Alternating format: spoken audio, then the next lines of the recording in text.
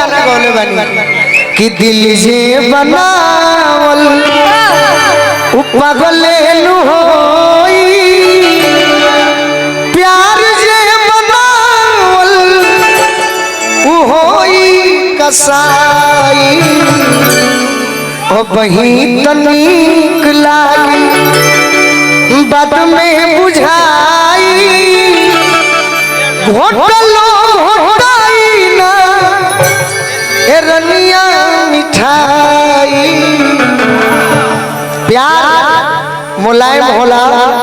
प्यार अखरा ना होला अब प्यार के जोखे खाती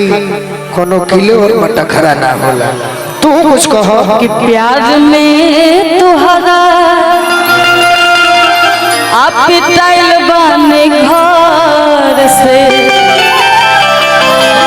नहीं मिलत बाबूजी बाबा एगो अपने भाई के गाना गोनी दीपचंदी में तारा से प्यार जानते रुका है ना करो पूछो काहे अरे कोइले बाड़ू हीरो से प्यार गोरी होई जाई लफड़ा बोरिया अरे कोइले बाड़ू हीरो से प्यार जानू होई जाई लफड़ा बोरिया अरे हो नहीं डालो जय मालू दादा तोरा में दे तो हरे जादो जी अरे हो नहीं डालो जय मालू दादा तोरा में दे तो हरे जादो जी ए बाबा प्यार पर भरोसा नहीं खे तू जादव जी के भइल बड़ू भूमिहारो जी के हो जाइबू बाबुओ साहब के हो जाइबू तहरा पर भरोसा नहीं खे सुना भूमिहार जी के हो जाइबू तो का जाने माफ कर दी है बाबू साहब के हो जाइबू तहरा सुंदरता पर माफ कर दी है बाकी जादव जी के हो जाइबू प्यार करे जाई मरला के बादो पूछेला लोग कि ढेर पिटा गइल हका गोलू राजा यही से डरा रानी अरे कोइले बाड़ू हीरो से प्यार जानू होई जाई लफड़ा बोरिया अरे हो नहीं डालो जय माल दादा तोरा में ते तो होवे जादो ए बाबा रहे दियो यही से डरा रानी अदिति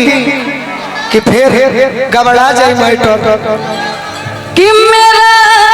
सिर जैसा दिल तूने तोड़ दिया